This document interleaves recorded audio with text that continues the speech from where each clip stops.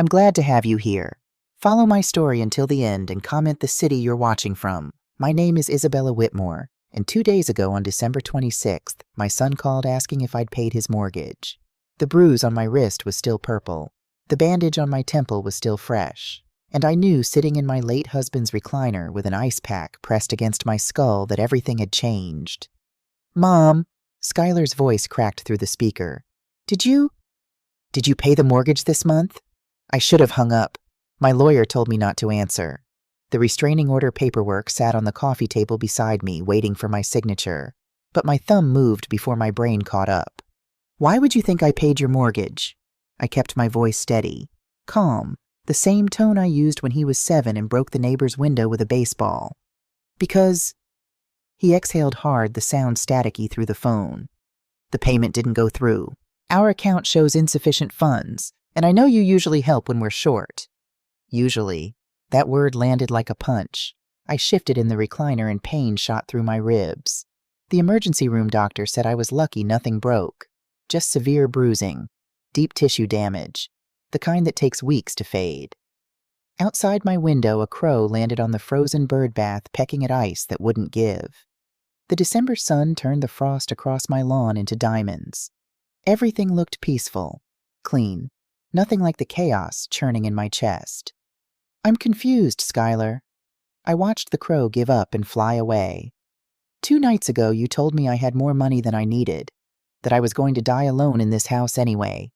You said what I did with my money wasn't your business. The silence stretched between us like a canyon. "Mom, listen." "No, you listen." My voice stayed soft, but there was steel underneath now. Steel that wasn't there before Christmas Eve.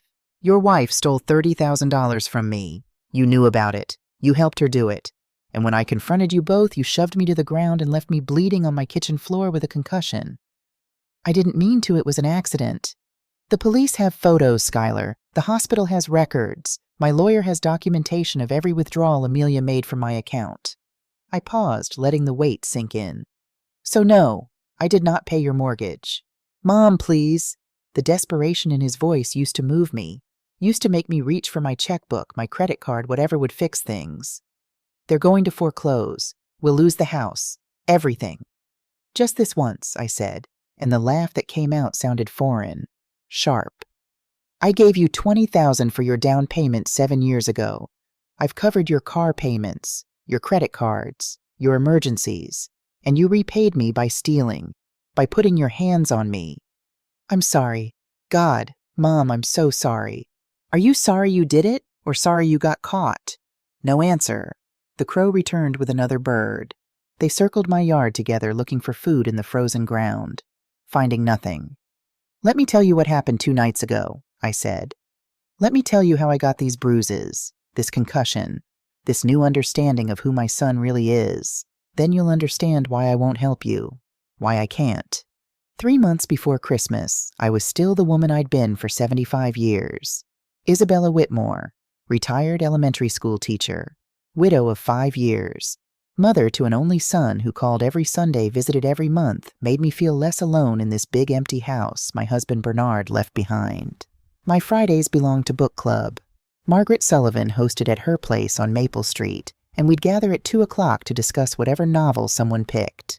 Historical fiction mostly, sometimes mysteries, never romance. We were past the age of needing happy endings spelled out for us.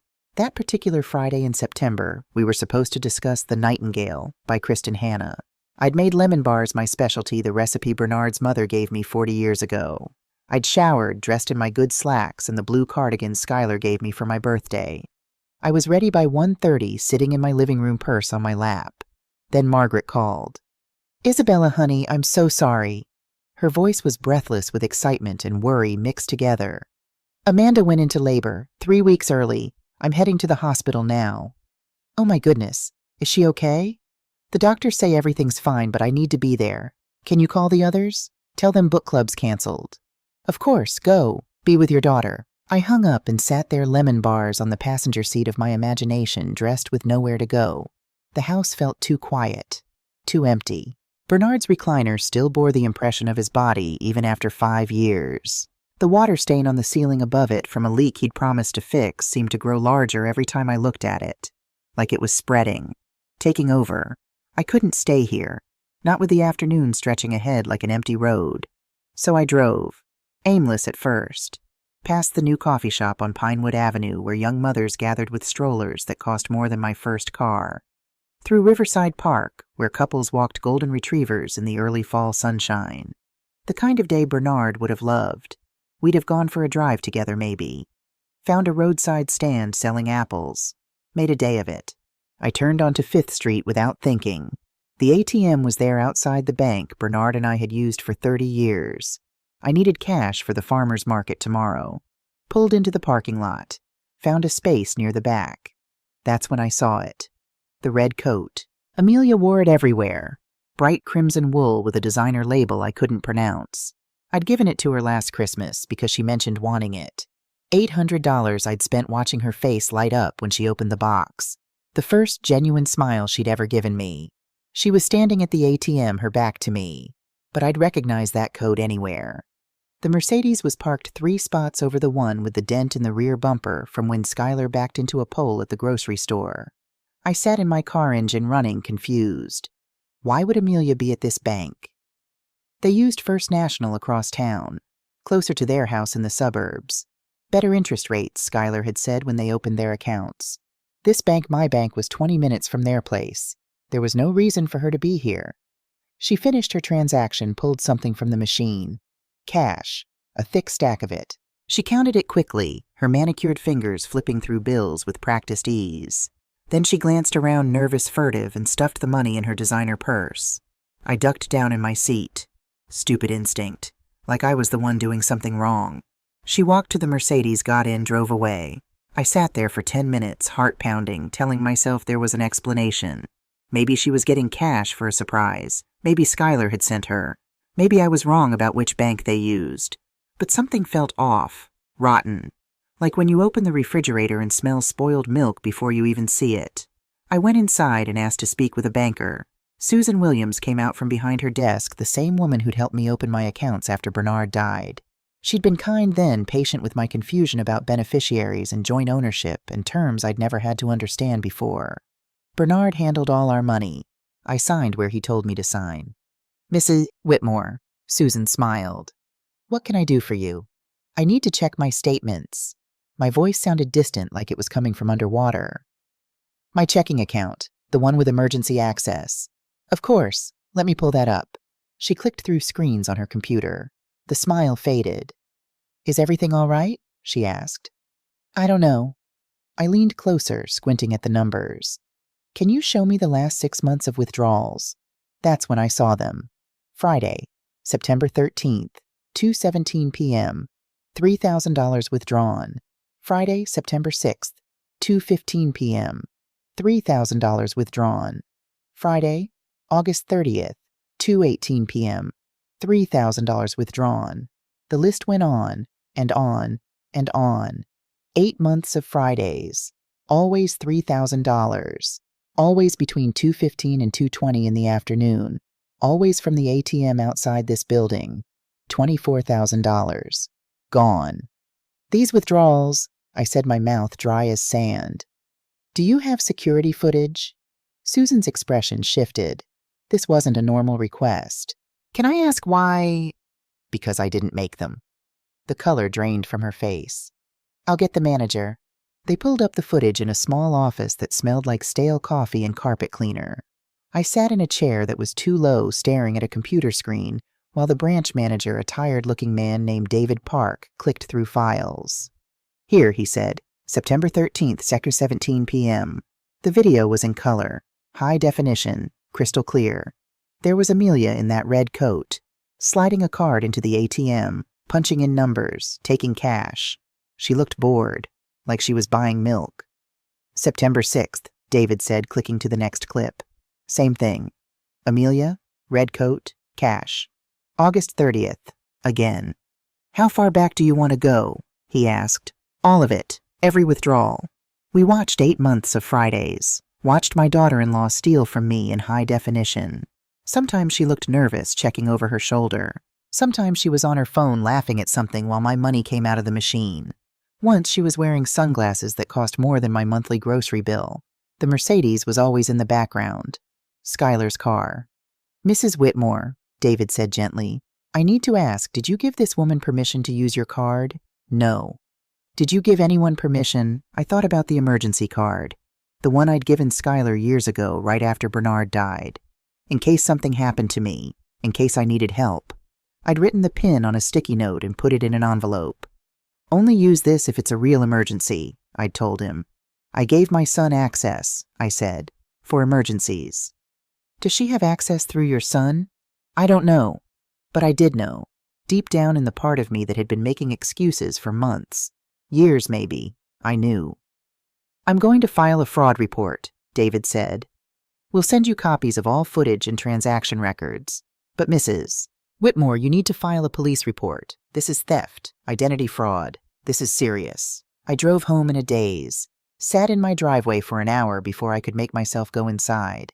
When I finally did, everything looked the same but felt different, like walking through a stranger's house wearing a stranger's skin.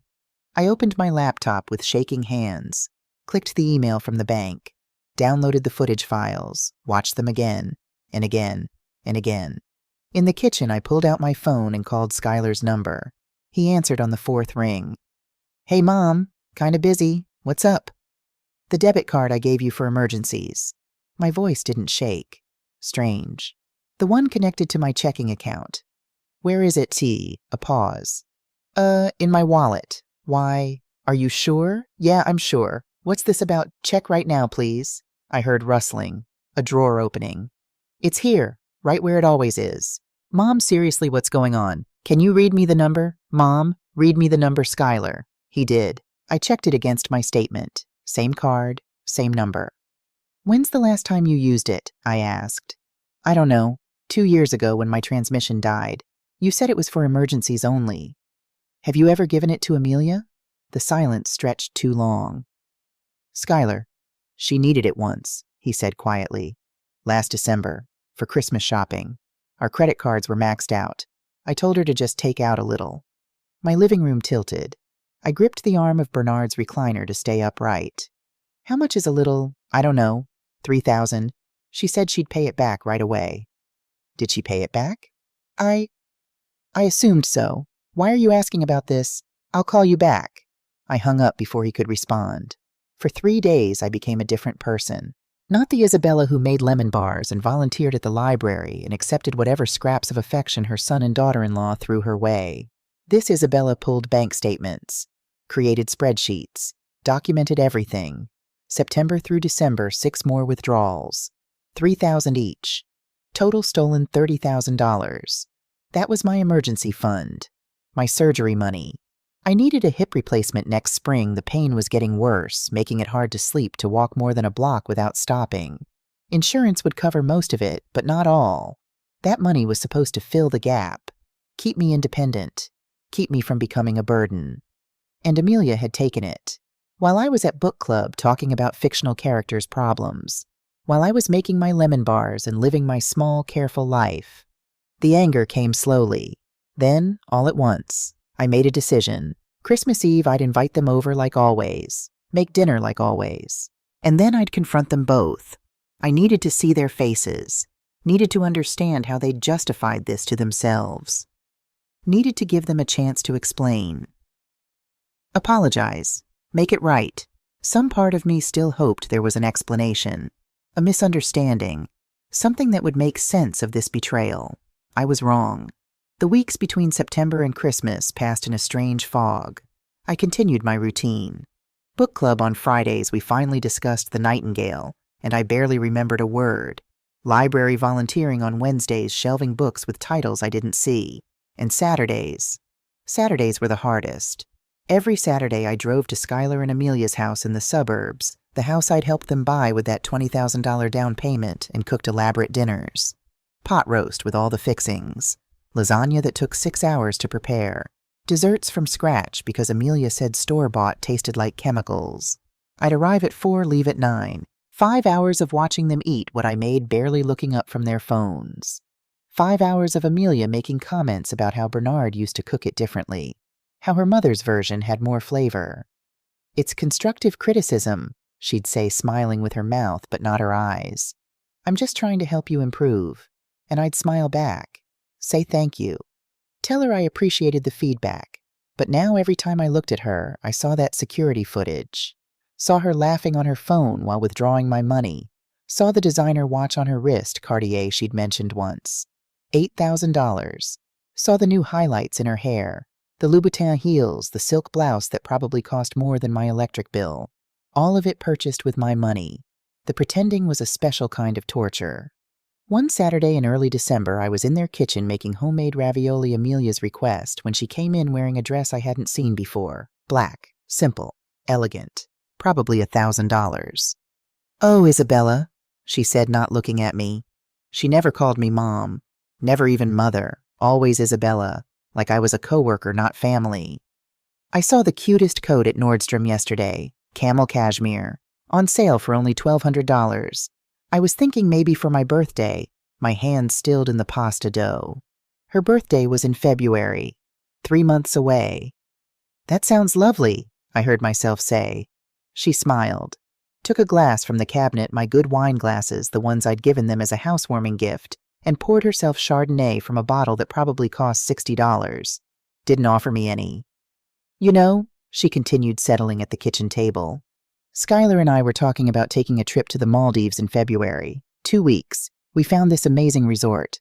Overwater bungalows, private beach, the works." I shaped the ravioli carefully, one by one. "That sounds wonderful. It's expensive, though. $20,000 for the 2 of us." She sipped her wine. "But we work so hard. We deserve it, right? $20,000, the exact amount I'd given them for their house." I didn't trust myself to speak. Skylar came home around 7, loosening his tie as he walked through the door. He kissed Amelia, really kissed her like I wasn't standing 3 feet away, and grabbed a beer from the fridge. "Hey, Mom." He finally looked at me. "Smells good." "Thank you. We're going to eat in the living room, though. Big game tonight." So I set up TV trays, served them dinner, cleaned up while they watched football and drank and laughed at commercials. At 9 o'clock, I gathered my things. "Thanks for dinner, Isabella," Amelia called from the couch, not getting up. Skylar walked me to the door. "You okay, Mom? You seem quiet." "Just tired," I said.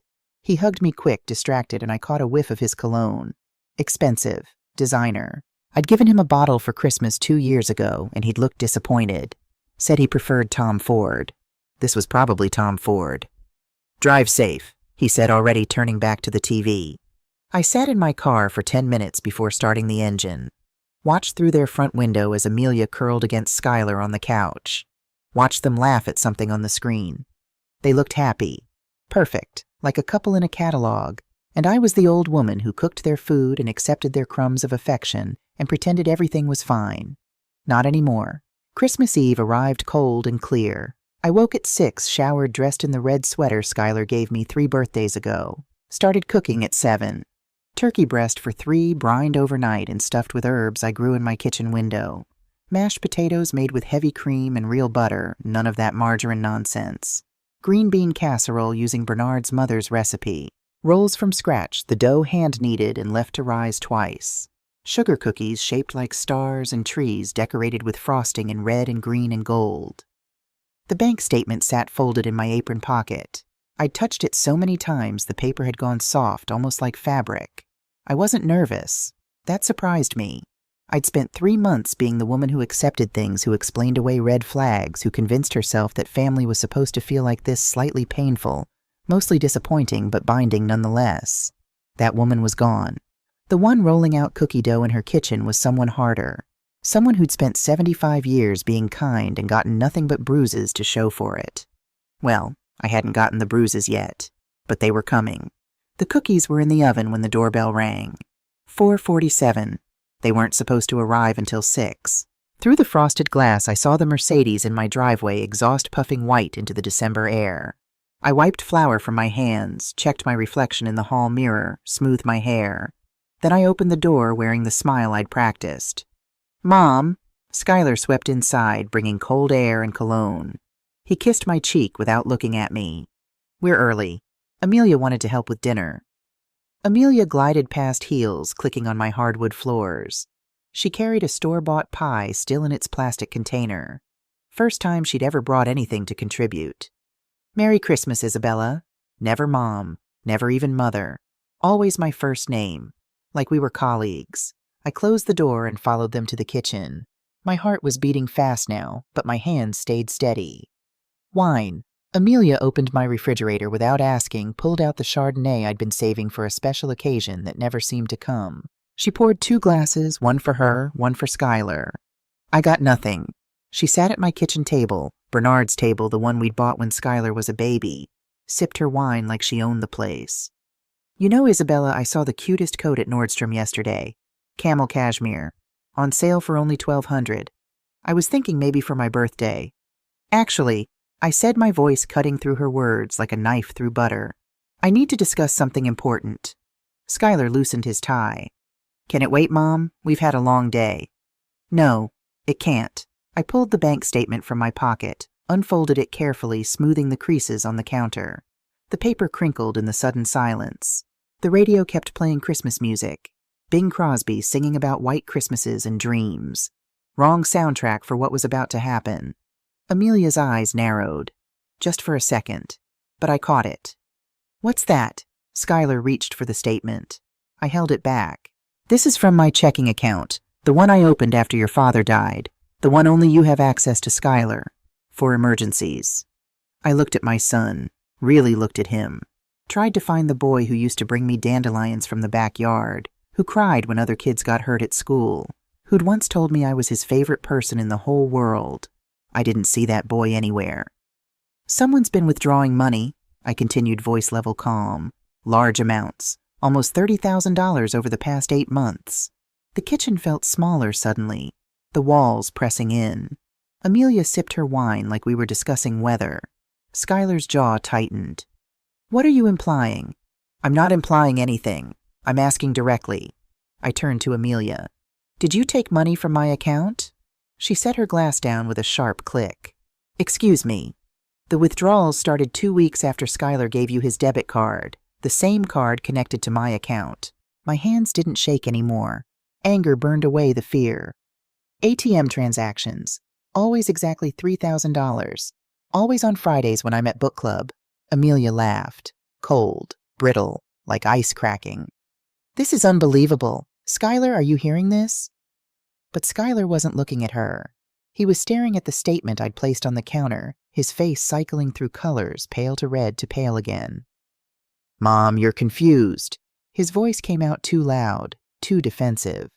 You probably authorized these and forgot. You're getting older. Memory issues are, I'm 75, not senile. Heat crawled up my neck. I keep perfect records. I know every penny in that account. Maybe you should see a doctor. Amelia moved closer to Skylar, her hand on his arm. United front. Memory problems are common at your age. My grandmother had the same thing before. Don't you dare gaslight me. My voice came out sharp as broken glass. I saw the security footage from the ATM. That's your car, Amelia. That's you in your red coat, the one I bought you last Christmas, taking my money. The silence stretched like taffy. Even the radio seemed to pause between songs. Amelia's mask finally slipped. Her pretty face twisted into something ugly, something that had probably been there all along, hiding behind smiles and constructive criticism. You had no right to spy on me. You had no right to steal from me. Steal? She laughed again, meaner this time. You owe us that money, Isabella. After everything we've done for you, visiting every month, listening to your boring stories about dead Bernard, pretending to care about your pathetic book club. That's worth something. The words hit like physical blows. I grabbed the counter to stay upright. Get out of my house. Gladly. Amelia grabbed her purse. I'm tired of playing happy family with you anyway. You're pathetic. Clinging to money like it'll keep you warm at night when you die alone in this house. But Skylar didn't move. He stood frozen, his face a mask I didn't recognize. Mom, you need to understand.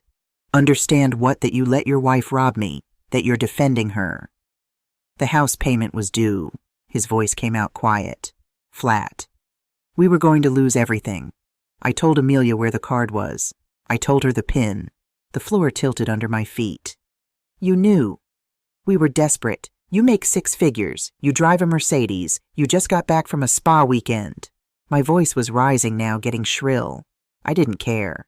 You have way more than most people ever will, and you stole from your own mother. That's not your business. His voice turned cold, exactly like his father's used to when he'd been caught in a lie. You have way more money than you need. What are you saving it for? You're going to die alone in this house anyway. The words hit like a slap. How dare you? Tears burned my eyes, but I refused to let them fall. Not in front of them. That money was for my medical bills, for the surgery I need next year, for what Amelia was back at Skylar's side, now emboldened. To hoard until you're dead, you're pathetic, Isabella. This whole martyr act is getting old. Get out. My voice shook. Both of you. Now. Skylar moved toward me, his face twisted with something between anger and guilt.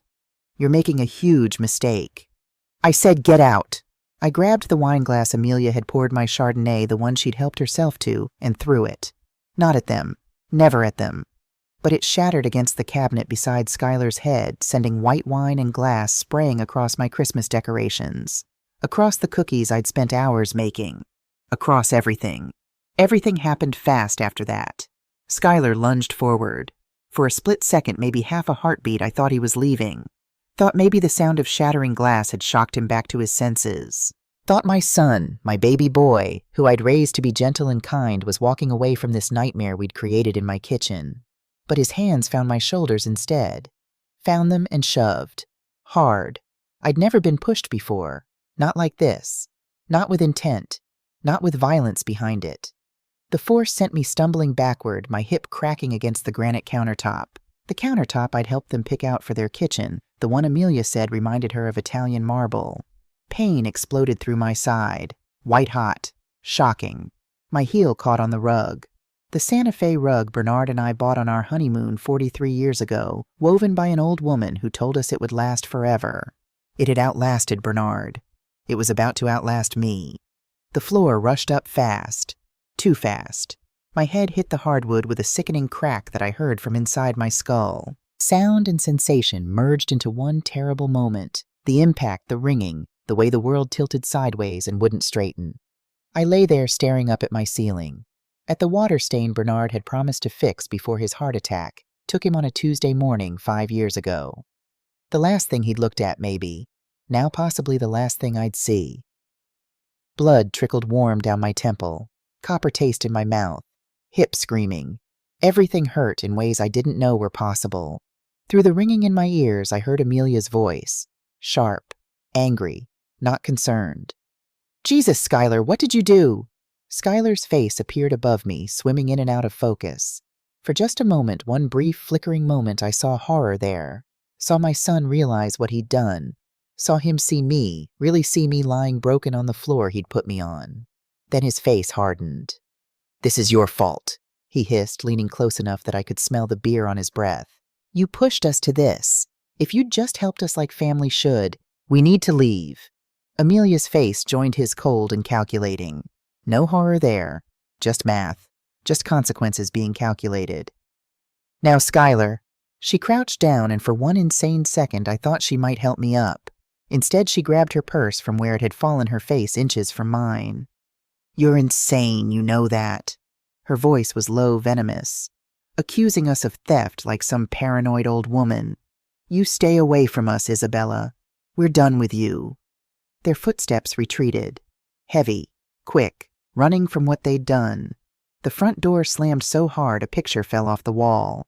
I heard it shatter somewhere in the living room. The Mercedes engine roared to life. Tires squealed against the pavement. Then silence. Just me and the radio still playing. Silent night now. All is calm. All is bright. The smoke detector started beeping. The cookies were burning. I don't know how long I stayed on that floor. Long enough for the room to stop spinning quite so fast. Long enough to understand that my son had put his hands on me and walked away. Long enough for the blood from my temple to pool on the hardwood, sticky and warm and wrong. When I finally tried to sit up, my body screamed in protest. Every muscle, every bone, everything hurt. I crawled to the phone on the wall. Had to use the counter to pull myself up, leaving bloody handprints on the cabinet doors. My fingers shook so badly I could barely punch the numbers. 911. 911, what's your emergency? I need help. My voice cracked, broke. I've been assaulted. The dispatcher's voice went sharp, professional. Are you in immediate danger? Is your assailant still there? No, they left. I touched my head. My hand came away red, bright red, Christmas red. But I'm hurt.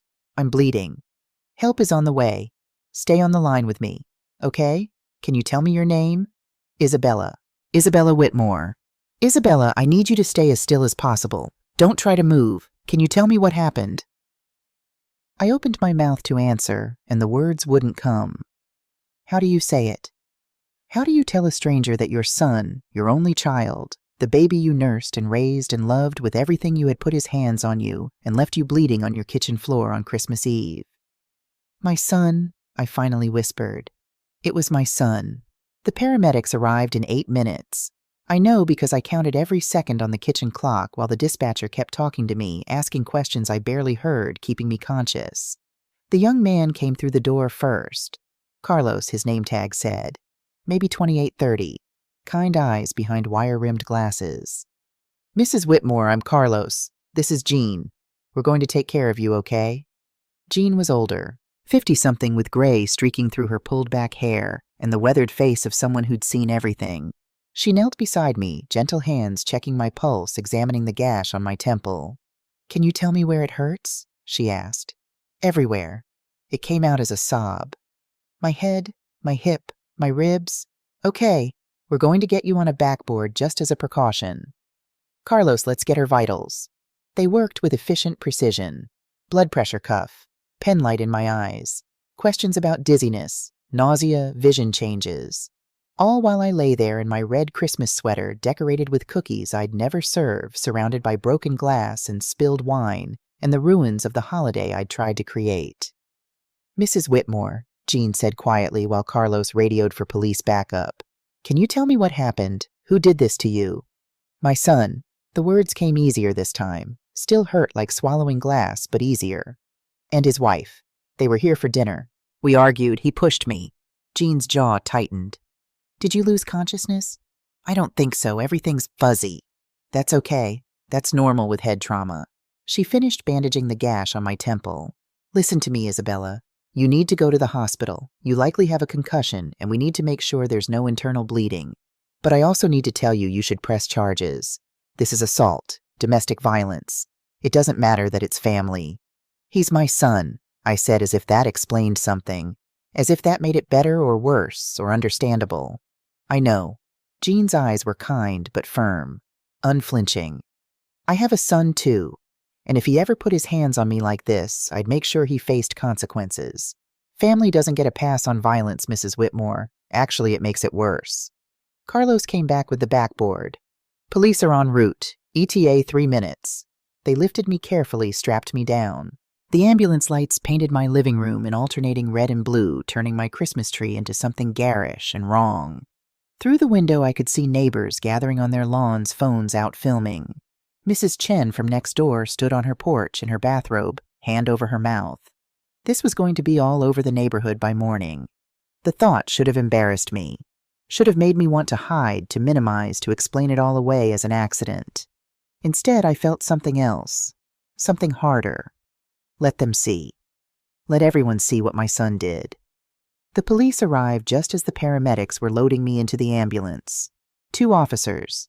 One was a woman, Officer Martinez Young, and Latina with 3 kids based on the photos clipped to her uniform visor.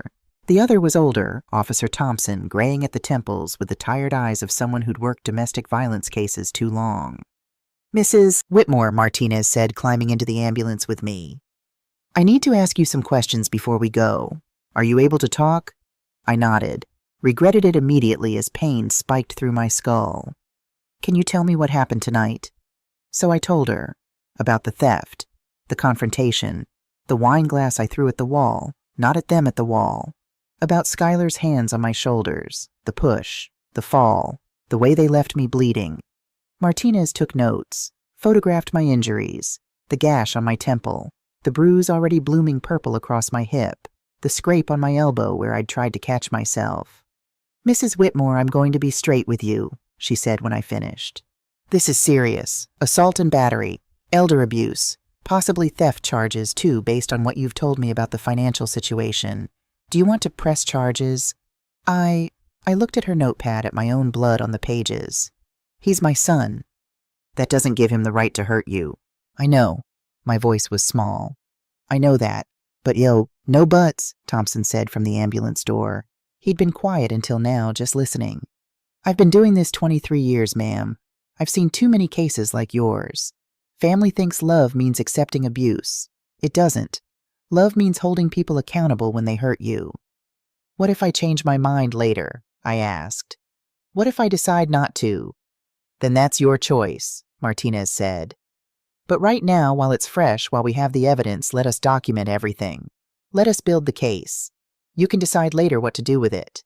But if you don't do it now, you lose that option." I thought about Amelia's face, cold and calculating. About Skylar saying it was my fault. About $30,000 stolen while I made lemon bars and pretended everything was fine. "Okay," I said. "Document everything." Martinez smiled. Small but genuine. "Good. We'll meet you at the hospital." The emergency room was chaos. Christmas Eve brings out the worst in people, apparently. Drunk drivers. Families fighting. Kids who ate too many cookies and old men who tried to hang lights on roofs they had no business climbing. I waited on a gurney in a hallway for 40 minutes before a doctor could see me. Dr. Sarah Patel, according to her badge. Maybe 45, with exhausted eyes and coffee stains on her white coat. "Mrs. Whitmore, I'm Dr. Patel. Let's see what we're dealing with." She examined me with gentle efficiency, shined lights in my eyes, asked me to follow her finger, pressed carefully on my ribs, my hip, my head. "You have a concussion," she said finally. "Grade 2 moderate. The gash on your temple needed 6 stitches. The paramedics did a good job with the temporary bandage. Your hip has severe bruising and deep tissue damage. We'll need x-rays to rule out a fracture. Your ribs are badly bruised, but not broken. You're lucky, Mrs. Whitmore." Lucky. I'd been assaulted by my own son on Christmas Eve, and I was lucky. "I don't feel lucky," I said. "I know." She sat on the rolling stool, brought herself to my eye level. "I read the police report. I want you to know you did the right thing. Reporting it. Coming here. Getting it documented. Too many people don't." "He's my son," I said. Again, like a mantra I couldn't stop repeating. "And that makes it harder, not easier." She pulled out a tablet, started typing. "I'm going to prescribe pain medication. Strong stuff, you're going to need it for the next few days. I'm also going to refer you to a neurologist for follow-up on the concussion. And Mrs. Whitmore, I'd recommend talking to someone. A therapist. What you went through tonight is trauma." Trauma. Such a clinical word for the moment your child becomes a stranger. They admitted me overnight for observation. Concussion protocol, Dr. Patel explained. Someone needed to wake me every 2 hours to make sure I didn't slip into something worse. I called Margaret from my hospital room at midnight. "Isabella?" Her voice was groggy, confused. "What, can you come to the hospital?" I heard how small my voice sounded, how broken. I need someone." "Oh my God. Which hospital? What happened? Are you okay?" "St. Mary's, room 347. And no, I'm not okay." She showed up 30 minutes later in pajama pants and a winter coat thrown over her gray hair, uncombed glasses crooked. She took one look at me, bandaged and bruised and small in the hospital bed, and burst into tears. "Who did this to you?" "Skylar." I watched her process that. Watched her face cycle through disbelief to horror to rage. "That son of a bitch." Margaret never swore. In 30 years of friendship, I'd never heard her say anything stronger than "darn it." "Tell me everything," she said, pulling a chair close to my bed. So I did. The whole story. The theft, the confrontation, the assault. She held my hand while I talked, squeezed it tight when my voice broke, didn't interrupt even once. When I finished, she was quiet for a long moment. "What are you going to do?" she finally asked. "I don't know." "Yes, you do." She leaned forward. "I've known you for 3 decades, Isabella Whitmore. You're the woman who organized a district-wide protest when they tried to cut art programs. You're the woman who stood up to the school board when they wanted to fire that gay teacher. You're the woman who drove 6 hours in a snowstorm to be with me when David died. You know exactly what you're going to do." "I'm scared," I whispered. "Good. Fear means you understand how serious this is." She squeezed my hand again. "But don't let it stop you from doing what's right. He's my son. And he put you in the hospital." Her voice was gentle but unyielding. "Love doesn't mean accepting abuse, honey. It means holding people accountable when they hurt you." The same words Officer Thompson had said. Maybe everyone was trying to tell me something. Margaret stayed until 3 in the morning when a nurse finally kicked her out. Promised to come back first thing in the morning. Kissed my forehead like I was the child, and she was the mother. I didn't sleep. Every 2 hours a different nurse came in to wake me anyway, check my pupils, ask me questions, make sure I knew where I was and what day it was. Between checks, I stared at the ceiling and thought about the water stain in my own house. Bernard never fixed it. Left it for me to deal with. Just like Skylar. Just like all the men in my life. Left me to clean up their messes and accept their broken promises and call it love.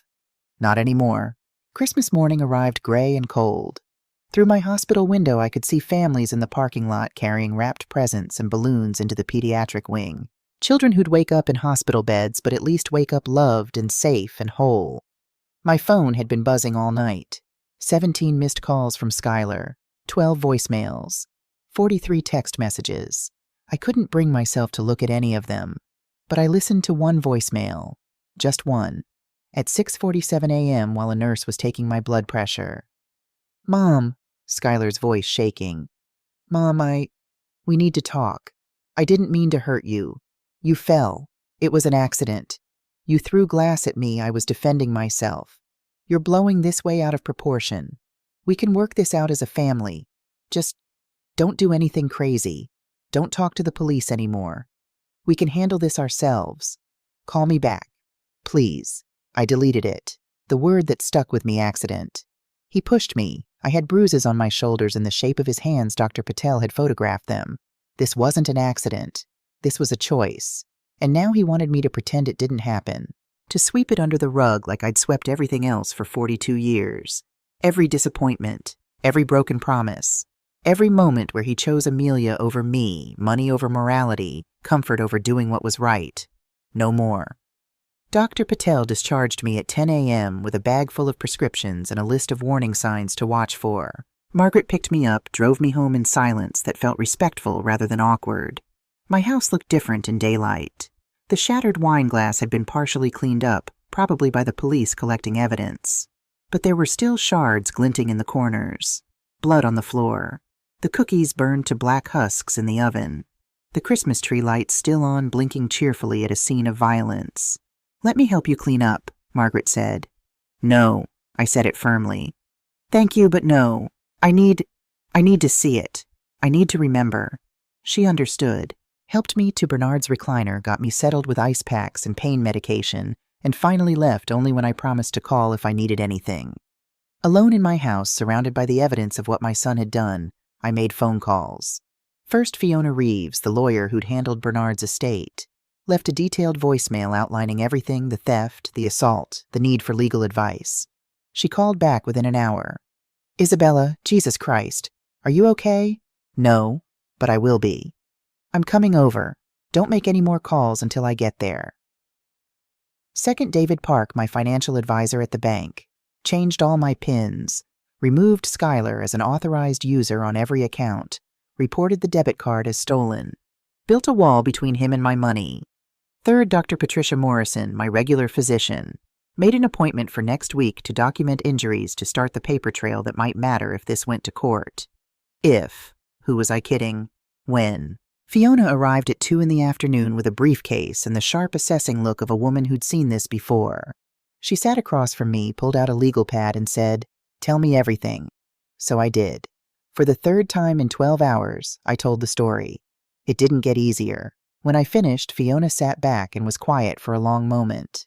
Outside Christmas carolers walked down the street, their voices carrying through my walls. Deck the halls mixed with the sound of my ceiling fan and my own breathing. "Okay," Fiona finally said. "Here's where we are legally. The theft that's elder financial abuse. Felony in this state. The assault that's battery, possibly aggravated assault given your age. Both of those are criminal charges. The police can pursue them whether you want to or not based on the evidence. But it's easier with your cooperation. Testifying. Pressing charges formally. Showing the court and a potential jury that you're not protecting him. I'm not protecting him. My voice came out harder than I expected. I'm done protecting him. Good. Fiona made notes. We also have civil options. You can sue for the money back. $30,000 plus interest plus legal fees. Force repayment through the courts. Will that work? If they have assets, yes. If not, we can put liens on property. Garnish wages. Make it so they can't ignore this. She looked up. Isabella, I need to ask. How far do you want to take this? I thought about Amelia's face. Cold, calculating, calling me pathetic. I thought about Skylar's hands on my shoulders. The push, the way he left me bleeding and called it my fault. I thought about $30,000, about the hip surgery I needed, about years of making their dinners and accepting their scraps and being grateful for crumbs. All the way, I said. I want to take this all the way. Fiona smiled. It wasn't a nice smile. It was the smile of a lawyer who'd found a worthy fight. Then let's burn it down. The next week passed in a blur of appointments and paperwork and pain. My concussion made everything fuzzy around the edges. The pain medication made me drowsy, but I pushed through. December 27th, formal police report filed. Officer Martinez came to my house, took my statement on record, photographed the crime scene, collected the bank statements and security footage. December 28th, meeting with the district attorney's office. A tired woman named Rebecca Moss, who specialized in elder abuse cases. She reviewed everything, nodded slowly, and said, "We can prosecute this. Will you testify?" "Yes." "Even against your own son. Especially against my own son." December 29th, restraining order filed. 500 feet minimum. He couldn't come to my house, my church, my book club, anywhere I regularly went. Violation meant automatic arrest. December 30th, civil suit filed. Demand for repayment of $30,000 plus 10% annual interest plus legal fees. Payment plan proposed $3,000 by January 15th, then monthly installments. Failure to comply meant criminal charges would proceed without possibility of plea deal. January 2nd, modified my will. Removed Skylar as beneficiary. Everything would go to charity, now the literacy foundation I'd volunteered with for 20 years. He'd get nothing. January 3rd, removed him from my life insurance policy. That hurt more than I expected. When Bernard died, I'd made Skylar the beneficiary because he was all I had left. Now he was nothing. Through all of it, my phone kept ringing. Skylar called 37 times the first week. I blocked his number. He started calling from other numbers. Amelia's phone numbers I didn't recognize, even pay phones. Who uses payphones anymore? I blocked all of them.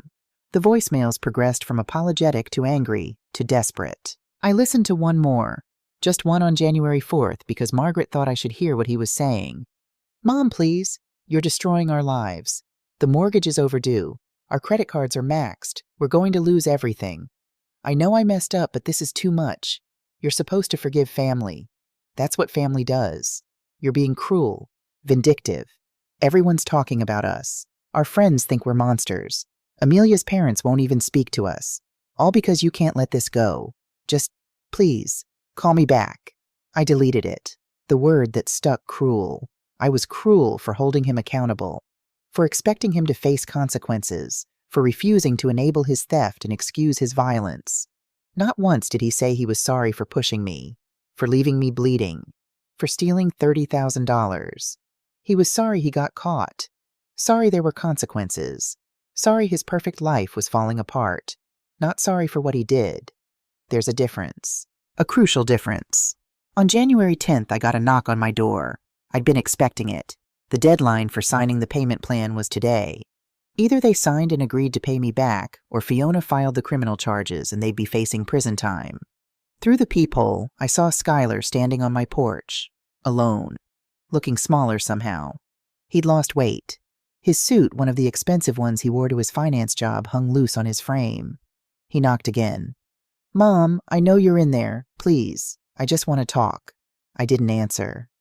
"I'm sorry," he said through the door. "I'm so sorry. I never meant to hurt you. I was desperate and stupid, and I made the worst decision of my life. But you're my mom. You raised me better than this. I know that. And I'm begging you, please don't do this. Please don't destroy your own son." I stood 5 feet from the door, ice pack pressed against my hip, which still ached when it rained. Said nothing. "Mom, I brought the paperwork. The payment plan. I'll sign it. I'll pay back every cent. Just please, can we talk? Can I see you, make sure you're okay?" My hand moved toward the doorknob. Muscle memory. Maternal instinct. 42 years of opening doors for my son. Then I remembered his hands on my shoulders. The push. The crack of my head hitting the floor. The way he left me there. I called the police instead. "This is Isabella Whitmore at 847 Maple Street.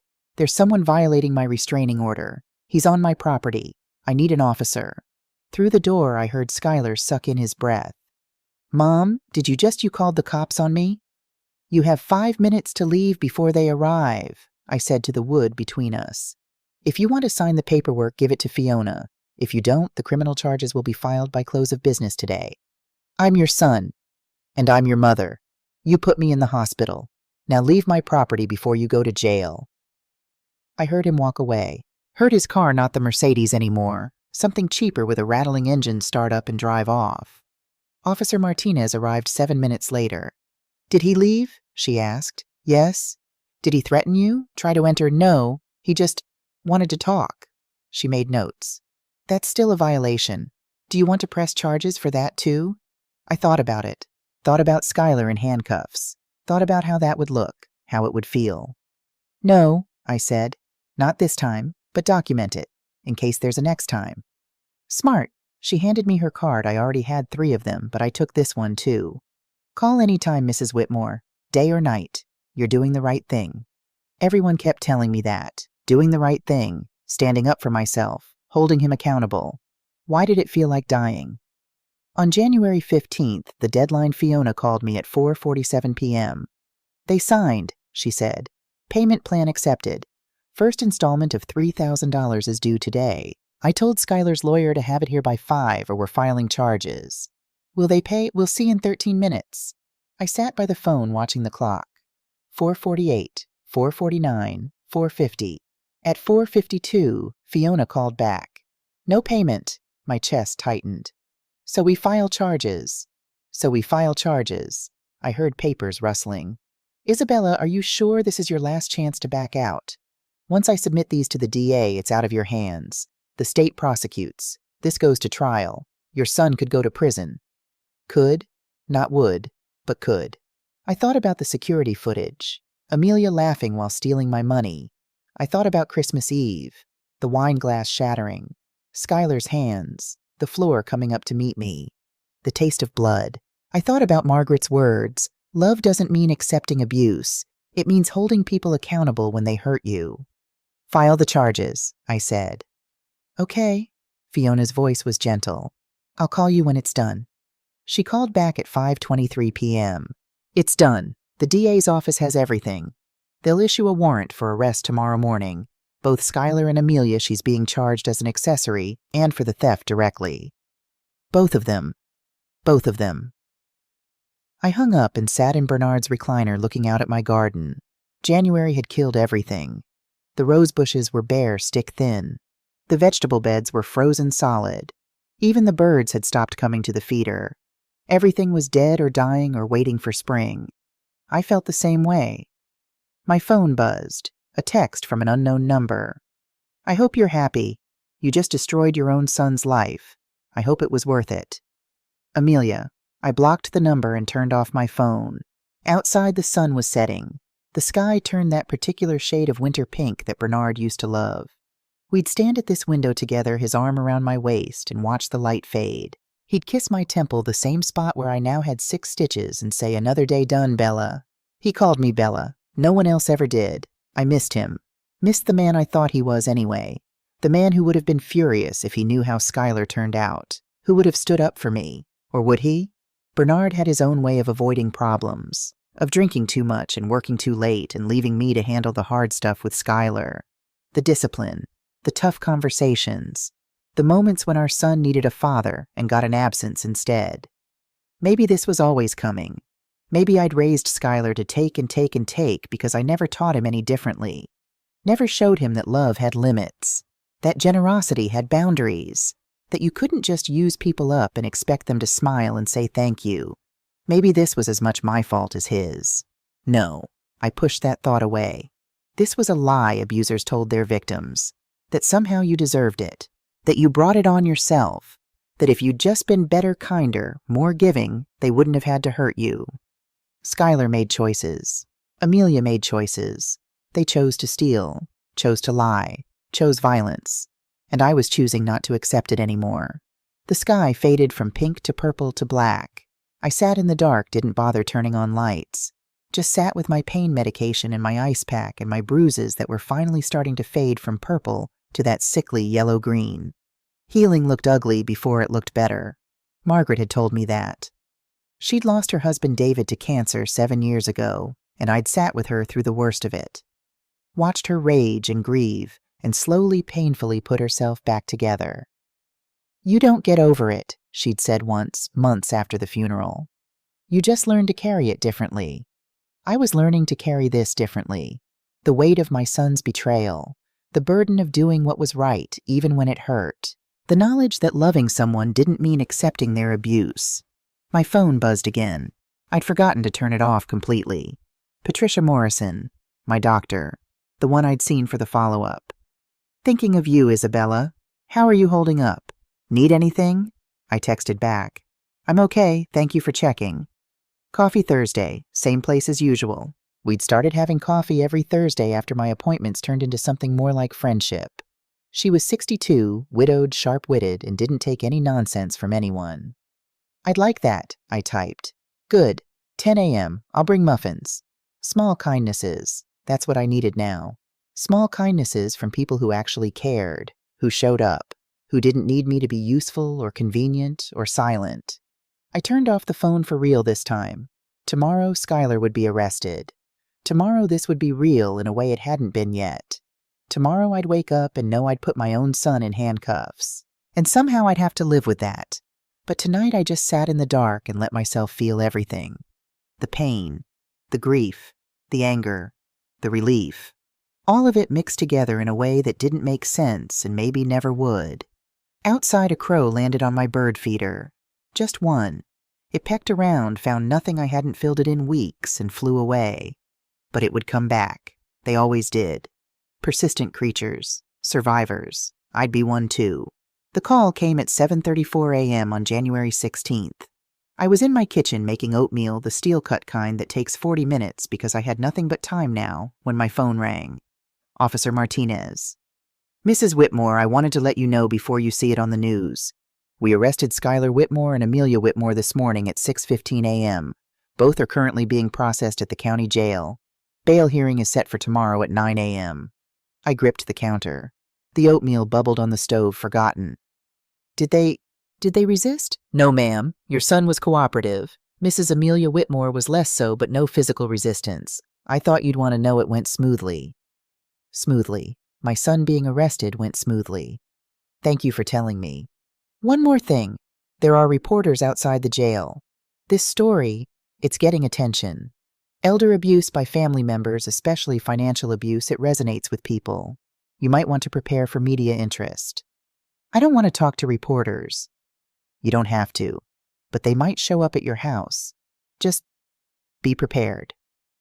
She was right. By 10 a.m., there were 3 news vans parked on my street. By noon 7, reporters knocked on my door every 20 minutes, shouted questions through my mail slot. "Mrs. Whitmore, how do you feel about your son's arrest? Do you regret pressing charges? What message do you have for other elder abuse victims?" I didn't answer, kept my curtains drawn. Let them camp on my lawn like vultures. Margaret came over through the back fence, brought groceries and indignation. "Those parasites," she muttered, unpacking milk and bread. "I told one of them to get off my lawn when he tried to interview me. Had the nerve to ask if I thought you were being vindictive." "What did you say?" "I said Isabella Whitmore is the kindest woman I know, and if she pressed charges, her son damn well deserved it." Margaret slammed the refrigerator door. "Then I threatened to call my lawyer son-in-law." He left. I smiled despite everything. Thank you. Don't thank me. I'm furious on your behalf. She sat at my kitchen table, the same table where Amelia had sipped my wine and called me pathetic 6 weeks ago. How are you really doing? I don't know. I poured us coffee.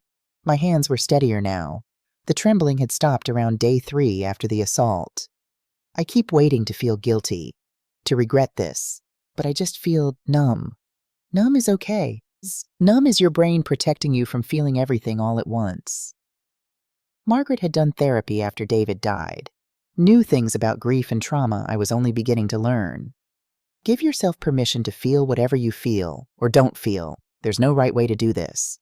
The oatmeal had burned on the stove. I scraped it into the trash, started over. The bail hearing is tomorrow, I said. Are you going? No. Fiona said I don't have to, that it's better if I don't might look like I'm trying to influence the judge. Good. Let the lawyers handle it. But I couldn't stop thinking about it. Skylar in an orange jumpsuit. Amelia's perfectly manicured hands in cuffs. Both of them sitting in cells, finally facing consequences for what they'd done. I should have felt satisfied. Vindicated. Instead, I felt old. Tired. Like I'd aged 20 years in the 6 weeks since Christmas Eve. The bail hearing happened without me. Fiona called at 11:47 a.m. with the results. Bail set at $50,000 each, 10% to post, so they need $5,000 per person to get out. Will they make it? Unknown. Skylar's parents are deceased. Sorry, I know that's you, and Amelia's father apparently disowned her this morning. Called the DA's office and said, and I quote, she made her bed, she can lie in it. I'd met Amelia's father once, Robert Henderson. Gruff, former military, the kind of man who believed in personal responsibility and hard consequences. He'd never approved of Skylar, thought he was soft-spoiled. Turned out he was right. What happens if they can't make bail? They stay in jail until trial. Could be 3 months. Could be 6. System's backed up. Good, I said, then felt immediately guilty for saying it. Then angry at myself for feeling guilty. This was exhausting. Isabella, Fiona said gently, you need to prepare yourself. This is going to get worse before it gets better. The trial will be hard. Really hard. You'll have to testify. Look at Skylar in court. Recount what he did in front of strangers. It's traumatic. I know. Do you? Because I've seen strong people crumble on the stand when it's family. The defense will paint you as vindictive, confused, maybe even senile. They'll attack your character, your memory, your motives. Let them try. My voice came out harder than I expected. I have evidence. Security footage, medical records, bank statements, police reports. Let them try to make me look like the villain. Fiona was quiet for a moment. Okay, just wanted to make sure you understood. I understand perfectly. My son stole from me and put me in the hospital. Now he gets to face what that means. After we hung up, I sat at my table with cold coffee and thought about Skylar at 7 years old. The time he broke the neighbor's window playing baseball and cried for an hour because he knew he'd disappointed me. I'd made him apologize, made him do chores to pay for the replacement, made him understand that actions had consequences. When had that boy become the man who could push his mother and walk away? The doorbell rang. Another reporter, probably. I ignored it. It rang again, and again, and again. Persistent. I looked through the peephole and saw a woman I didn't recognize. Mid-50s professional clothes, kind face. Not holding a microphone or camera. I cracked the door open, chain still attached. Mrs. Whitmore, I'm Detective Sarah Walsh. I work elder abuse cases for the state. May I come in? I promise I'm not a reporter. She showed me credentials. Real credentials. I let her in. Detective Walsh sat in Bernard's old recliner, the one where I'd spent so many hours these past weeks, and pulled out a notebook. I want you to know that your case is being taken very seriously. We don't often see victims willing to prosecute family members. It takes courage. It takes desperation, I corrected. If I had any other choice. But you don't. That's the point. She leaned forward. Mrs. Whitmore, I'm going to be direct with you. Your case is strong. The evidence is overwhelming, but I need to prepare you for what's coming. Your son's lawyer, Thomas Brennan, is good. Really good. He specializes in defending white-collar criminals and making juries sympathize with them. How sound? By making you look like the problem. You're bitter about being old. You're confused. You're lonely and lashing out. You're weaponizing the legal system because you're angry that your son has his own life. She said it clinically like a doctor describing symptoms. None of it's true, but juries are unpredictable, especially when it's family. What do I do? Tell the truth. Stay calm. Don't let them bait you into looking emotional or vindictive. Be the woman you are, a retired teacher, a widow, a mother who gave everything and got betrayed for it. She stood, handed me her card. And Mrs. Whitmore, I believe you. I've seen hundreds of these cases. I know what real abuse looks like. You're doing the right thing. Everyone kept saying that. Doing the right thing. Why did the right thing feel like drowning? February arrived cold and bitter. The reporters eventually left when I refused to give them anything. The story ran its cycle in the news, local son arrested for assaulting elderly mother, and then faded as newer tragedies took its place. But my phone kept buzzing with unknown numbers, text messages from people I'd never met. You're destroying your son's life over money. Shame on you. Family should forgive. You're going to regret this. I hope you die alone, you vindictive old bitch. I blocked them all. Margaret wanted me to report them to the police. I was tired of police, tired of lawyers, tired of everything. The only bright spot was my Thursdays with Patricia. Coffee at the bakery on Elm Street, muffins neither of us needed, but ate anyway, conversations that had nothing to do with Skylar or trials or trauma. Tell me about your students, Patricia said one Thursday in early February. The ones you remember. So I did. Told her about Emma Rodriguez, who couldn't read in 3rd grade and graduated valedictorian of her high school. About Marcus Chen, who drew the most beautiful pictures, but was failing math until I figured out he learned visually. About 32 years of teaching of small moments that added up to something meaningful. You changed lives, Patricia said. I tried. You did. She squeezed my hand. And you're still doing it. Every elder abuse victim who sees your story and finds courage to speak up, that's you. You're still teaching. I hadn't thought about it that way. Hadn't thought past my own pain to see the bigger picture. Thank you, I said. For what?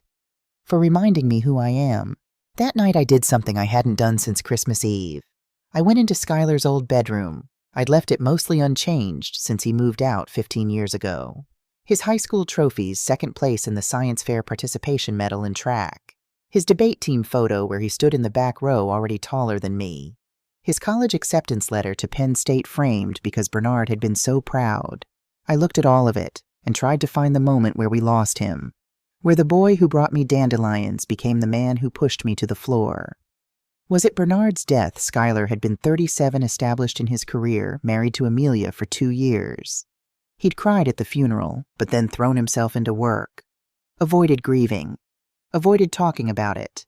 Maybe that's when it started the emotional distance that made it easier to see me as an ATM instead of his mother. Or was it earlier, the moment he met Amelia at that finance conference and fell for someone who valued money over everything else? She'd grown up poor, she'd told me once. Watched her father lose everything in the 2008 crash. She'd sworn she'd never be poor again, never be vulnerable. So she'd become hard. And she'd made my son hard too. Or maybe, and this was the thought that haunted me at 2 a.m. when the pain medication wore off, maybe I'd raised him this way. Giving him everything he wanted. Smoothing every rough path. Teaching him that mom would always be there to fix things, pay for things, make things easier. I'd thought I was loving him. Maybe I was just enabling him. I closed the door to his room, decided I'd turn it into a craft space. Something for me, something new. The past was done. Time to build something different. March brought the first signs of spring and the trial date September 12th. 7 months away. 7 months of waiting, wondering, preparing. Fiona filed a motion for earlier trial date, arguing that the delay was harmful to an elderly victim. Denied. The court was backed up. We'd wait our turn.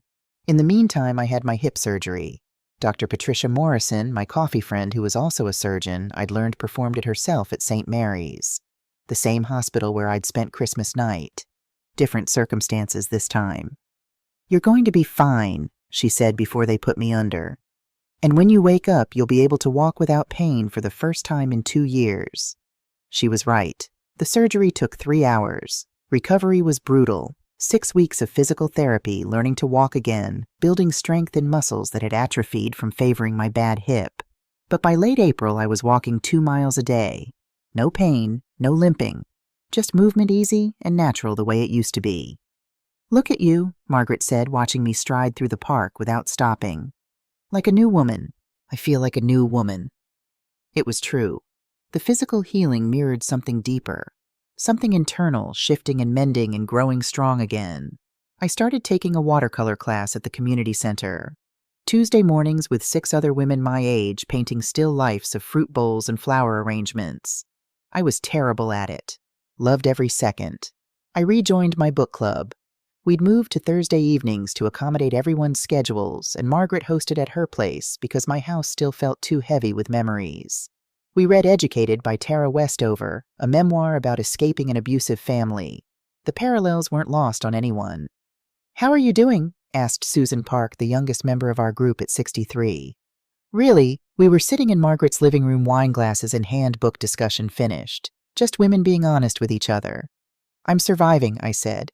"Some days better than others." "Have you heard from Skylar?" "No, the restraining order prevents contact. His lawyer tried to get it modified so he could call me." "Denied."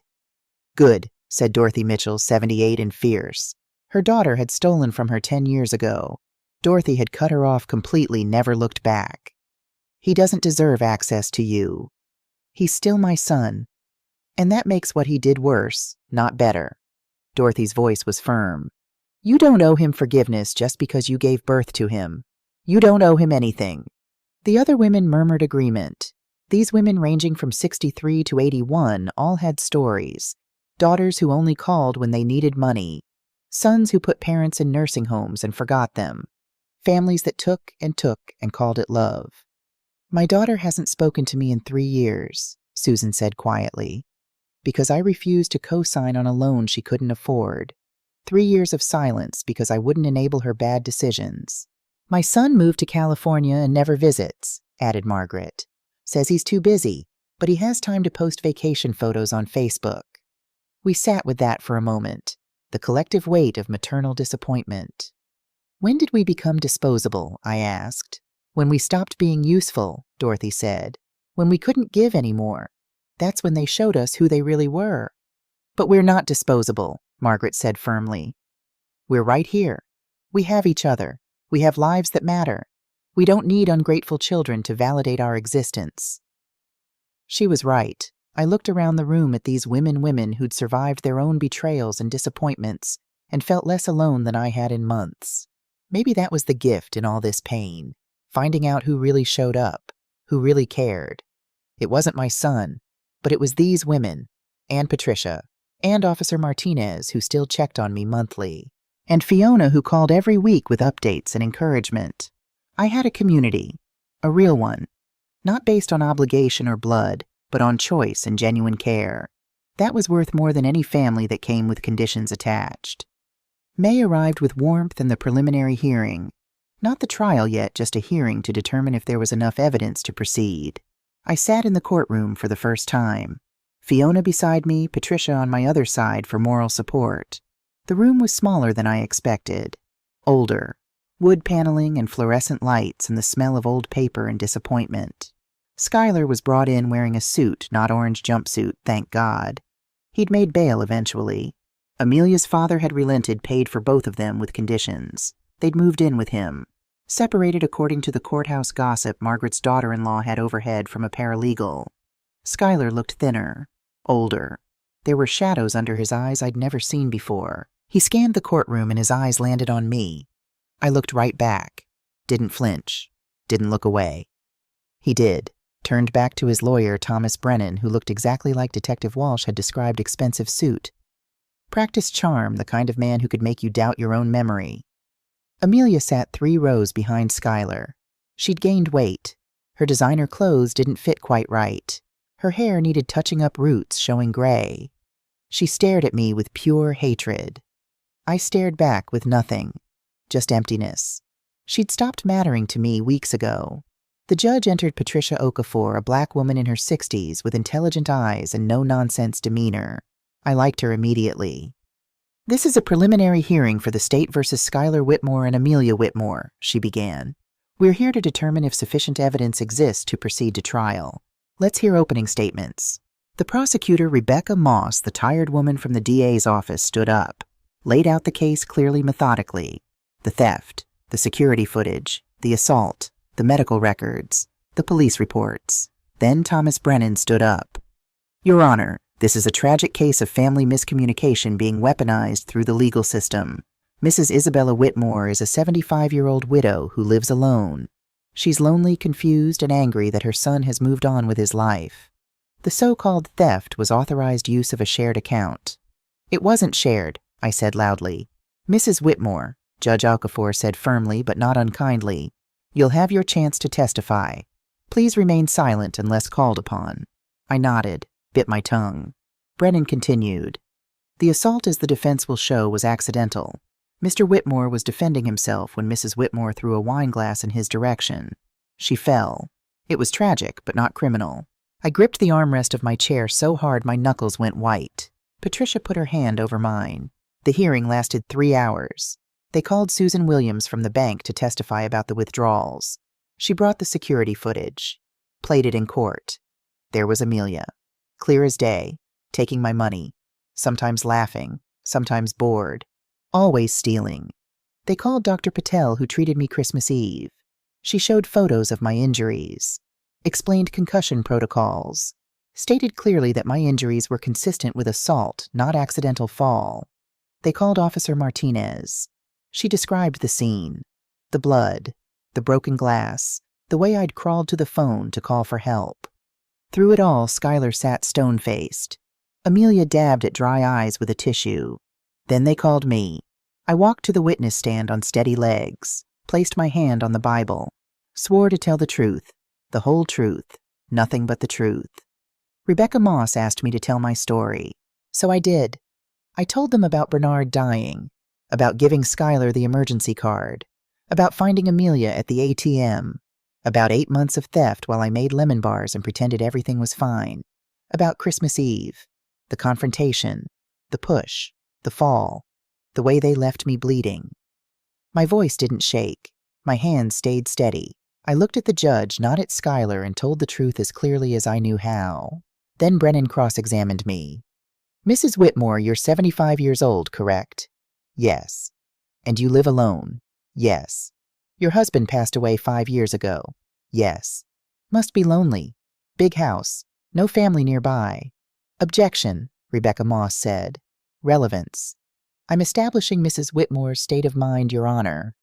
I'll allow it, for now. Brennan smiled. Mrs. Whitmore, isn't it true that you wanted your son to visit more often? Yes, of course, he's my son. And when he didn't visit as often as you wanted, you felt angry, resentful. I felt disappointed. Disappointed enough to accuse him of theft. I didn't accuse him of anything. The security footage shows someone who looks like Mrs. Amelia Whitmore using a card that your son had authorized access to, a card you gave him, for emergencies. I gave him the card, not her. But you didn't specify that in writing. Did you? No documentation that says only Schuyler can use this card. Just a verbal understanding between mother and son. I felt the trap closing. It was understood. By you, but perhaps not by them. Perhaps they thought reasonably that a married couple could share financial resources, especially in an emergency. $30,000 over 8 months isn't an emergency. Maybe not to you, Mrs. Whitmore, but you're financially comfortable, aren't you? You own your home outright. You have Bernard's pension, Social Security, savings. Maybe you don't understand what it's like to struggle, to have bills pile up, to need help. They make over $200,000 a year. Do they? Brennan pulled out a document. Because Mr. Whitmore's salary is actually $120,000, and Mrs. Whitmore lost her job in November, so their household income dropped significantly right around the time you noticed the withdrawals slowing down. Interesting timing. I hadn't known that. Amelia lost her job. And the assault, Brennan continued. You threw a glass at my client, correct? No, at the wall, not at him, but in his direction, while screaming at him, creating a threatening environment. I wasn't threatening. You weren't. A 75-year-old woman throwing glass in anger isn't threatening. He turned to the judge. My client raised his hands to protect himself. Mrs. Whitmore fell. It was an accident. A tragic accident, but not assault. He pushed me, I said. My voice was rising. I couldn't help it. He put his hands on my shoulders and shoved me backward. I have bruises in the shape of his hands. Or bruises from hitting the counter, from the fall. Dr. Patel couldn't definitively say those bruises came from hands versus other impacts, could she? He was twisting everything, making it sound reasonable, making me sound vindictive and confused and wrong. I know what happened, I said. I was there. Yes, you were. And you were also angry and hurt, and maybe not thinking clearly. Maybe your memory of that night is colored by those emotions. Maybe objection, Rebecca Moss stood up, badgering the witness. Sustained. Mr. Brennan asked your questions without editorializing. But the damage was done. He'd planted doubt, made it seem possible that I was a lonely old woman weaponizing the legal system because my feelings were hurt. When I stepped down, my legs shook. Patricia helped me back to my seat. You did great, she whispered. I didn't feel great. I felt shredded. Judge Okafor called for a 30-minute recess. Then we'd hear her decision. I went to the bathroom, splashed cold water on my face, stared at myself in the mirror. I looked old. Really old. When had that happened? When had I become this woman with paper-thin skin and age spots and lines carved deep by disappointment? Margaret came in, found me gripping the sink. That lawyer is a snake, she said. He's good at his job. He's good at lying. There's a difference. She handed me a paper towel. But you held your own. You told the truth. That's all you can do. We went back to the courtroom. Judge Okafor was already seated. I've reviewed the evidence presented today, she said. The security footage clearly shows Mrs. Amelia Whitmore making unauthorized withdrawals from Mrs. Isabella Whitmore's account over an extended period. The medical evidence clearly shows injuries consistent with assault. The police reports document a credible victim statement made immediately after the incident. My heart started beating faster. However, she continued, and my heart sank. The defense has raised questions about authorization, about accident versus intent, about the circumstances surrounding the incident. These are questions for a jury to decide, not for me to determine at a preliminary hearing. No, no, no, no. Therefore, I find sufficient evidence exists to proceed to trial on all counts. Elder financial abuse, theft, assault. Both defendants will remain out on bail with all previous conditions intact. Trial date is set for September 12th. We're adjourned. The gavel came down. I'd won. We were going to trial. The evidence was enough. So why did I feel like I'd lost? The months between May and September passed in a strange, suspended animation. The trial loomed like a storm on the horizon, inevitable, terrifying, beyond my control. I filled my days with small things. My garden, book club, coffee with Patricia, watercolor class where I was finally producing paintings that looked like actual objects instead of colorful blobs. I turned Skylar's old bedroom into a craft room, painted the walls a soft yellow, put in better lighting, bought supplies, canvases, paints, and easel, created a space that was mine. Margaret helped me box up Skylar's things, the trophies, the photos, the acceptance letters. All of it went into the attic. Are you sure? She asked, holding his debate team photo. I'm sure. That boy doesn't exist anymore, if he ever did. We sealed the boxes with packing tape, like sealing a tomb, burying the past so I could live in the present. In June, I got a letter. Not from Skylar, the restraining order prevented that, but from his lawyer. Mrs. Whitmore, my client wishes to extend an offer of settlement. He will repay the full $30,000 plus 10% interest over the next 3 years. In exchange, you drop all criminal charges and the restraining order. This is a generous offer. It gives you your money back and allows your son to avoid prison. It allows your family to heal. Please consider it carefully. Regards, Thomas Brennan Esquire. I read it 3 times, then called Fiona. What do you think? I asked. I think it's a good offer financially. You'd get your money back. But Isabella, you need to understand, if you take this, Skylar faces no real consequences. A payment plan he'll probably default on. No criminal record. Nothing to stop him from doing this to someone else. What would you do? Long pause. I'd go to trial. But I'm not you. I'm not the one who has to live with whatever decision you make. I thought about it for 3 days. Wrote down pros and cons. Asked Patricia. Asked Margaret. Asked Dorothy from book club who'd cut off her own daughter. Everyone said the same thing. It was my choice, my life, my decision to make. On the fourth day, I called Fiona back. Tell them no. We're going to trial. Are you sure? I'm sure. This isn't about the money. It never was. It's about accountability. It's about looking at my son and making him hear what he did. It's about making sure he can't do this to anyone else. Okay, I'll let them know. 2 hours later, my phone rang. Unknown number. I almost didn't answer. Mom, Skylar's voice, shaking, desperate. Mom, please don't do this. I'm begging you. I'll lose everything. My job, my reputation, my future. Please. How did you get this number? It doesn't matter. Just listen. You're violating the restraining order by calling me. I don't care, Mom. I'm your son. You can't do this to me. You can't send me to prison. I didn't send you anywhere, Skylar. You did this to yourself. By making one mistake, and you're going to destroy my entire life. One mistake. My voice was ice. You stole from me for 8 months. You put me in the hospital. You left me bleeding on my floor. That's not one mistake. That's a pattern of choices. And now you face the consequences. I'll kill myself, he said. Flat. Empty. If you go through with this trial, I'll kill myself. You'll have killed your own son. The words hit like a physical blow, but something in his tone, the manipulation, the theatricality felt familiar. This was Skylar at 7 threatening to hold his breath until I let him have dessert before dinner. This was a tantrum in adult clothing. Then I'll call the police and have you put on suicide watch, I said calmly.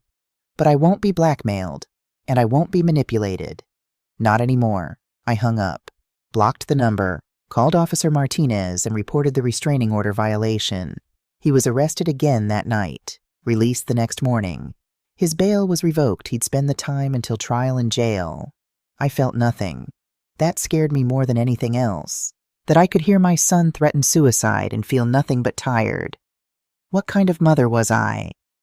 The answer came from Patricia over coffee 2 days later. You're a mother who survived, she said. You're a mother who chose herself. There's nothing wrong with that. But he's my son, and you're a person. A whole person with value and worth beyond being his mother. He tried to erase that. He tried to reduce you to just a source of money and convenience. You refused to be erased. That's not wrong, Isabella. That's survival. I cried then. For the first time since Christmas Eve, I really cried. Not pretty tears, ugly, snotty, gasping sobs that emptied something out of me that had been festering for months. Patricia held me. Didn't try to fix it. Didn't tell me it would be okay. Just held me and let me break. When I finally stopped, I felt lighter. Emptier, but lighter. Thank you, I said. For what? For seeing me, really seeing me, not just as someone's mother, not just as a victim, as a person. You're welcome. But Isabella, you always were a person. You just forgot for a while. September 12th arrived with unseasonable heat. The trial was set to begin at 9 a.m. in courtroom 6 of the county courthouse. I wore the blue suit I'd bought for Bernard's funeral. It still fit. I'd lost weight, stress, and grief. We'll do that, but the suit still fit. Fiona met me outside the courthouse at 8:30. Ready? She asked. No, but let's do it anyway.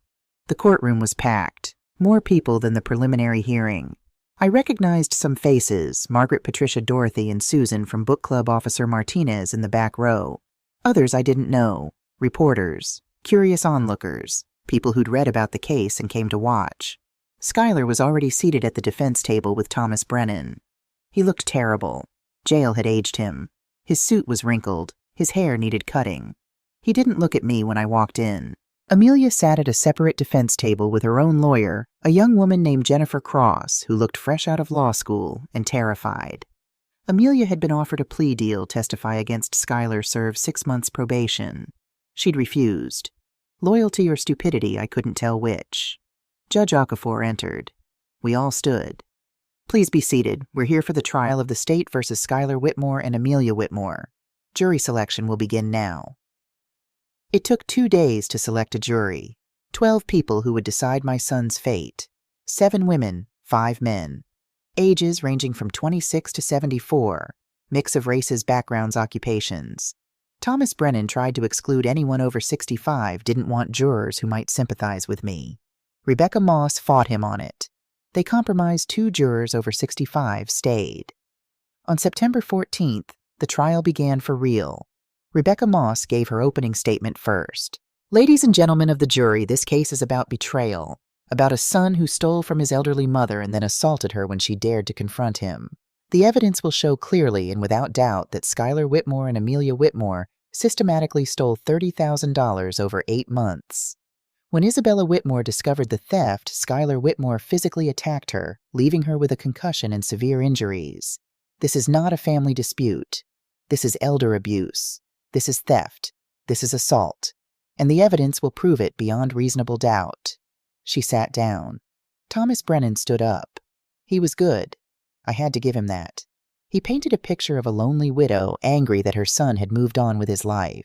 A woman who couldn't accept that the money she'd given him access to was used for legitimate emergencies. A woman who escalated a family disagreement into violence and then blamed her son for defending himself. Ask yourselves, he said, looking each juror in the eye, is this really criminal, or is this a family tragedy being weaponized through the legal system? The first week of trial was a blur of witnesses and evidence. They called Susan Williams again, showed the security footage again. Amelia stealing clear as day. They called Dr. Patel, showed my injuries, explained concussions, bruising patterns, what assault looks like on a body. They called Officer Martinez. She described the scene Christmas Eve, the blood, the broken glass. My voice on the 911 call, they played it in court. I heard myself saying, I've been assaulted. My son did this. Heard my own broken voice and wanted to die. They called the paramedics Carlos and Jean. They testified about finding me on the floor, about my injuries, about what I'd told them. Every witness built the case brick by brick. Then on day 5, they called me. I walked to the stand, placed my hand on the Bible again, swore to tell the truth again. This time I looked at Skylar while I testified, made him see me, made him hear what he'd done in my own words. I told them everything. The whole story from start to finish. 8 months of theft, Christmas Eve confrontation, the push, the fall, the abandonment. When I described hitting the floor, my voice finally broke. I lay there bleeding, I said, and I could hear them leaving, hear the door slam, hear the car drive away, and I thought, this is how I die, alone on my kitchen floor on Christmas Eve, killed by my own son. Several jurors were crying. Judge Okafor handed me a tissue.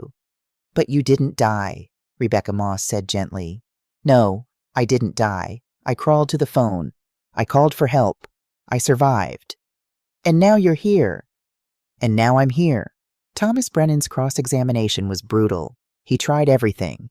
Made me admit I'd thrown the glass. Made me admit I'd yelled. Made me admit I wanted Skylar to visit more often. Tried to paint me as desperate, lonely, vindictive, but I held steady. Mr. Brennan, I finally said, cutting through one of his questions, you can try to make me look crazy. You can try to make me look bitter. But nothing you say changes the facts. Your client stole from me. Your client pushed me. Your client left me bleeding. Those are facts, not emotions. Facts. Several jurors nodded. Brennan sat down. The trial continued for 2 more weeks. Skylar testified, claimed everything was an accident, a misunderstanding, that he was defending himself. The jury looked skeptical. Amelia testified, claimed she thought she had permission to use the card that Skylar told her I'd said it was okay. The security footage of her laughing while withdrawing money destroyed her credibility. On September 29th, closing arguments. Rebecca Moss was powerful. Don't let charm and excuses blind you to the truth. Isabella Whitmore is a victim. Skylar Whitmore and Amelia Whitmore are criminals. The evidence proves it. Do your duty. Thomas Brennan was desperate. This is a family tragedy, not a crime.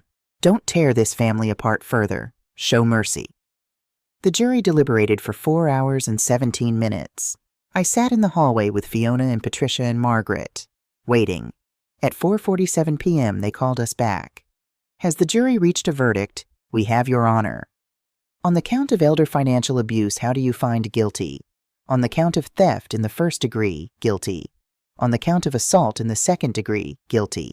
Each word felt like a blow and a relief simultaneously. Schuyler dropped his head into his hands. Amelia stayed stone-faced. Judge Okafor scheduled sentencing for 2 weeks later.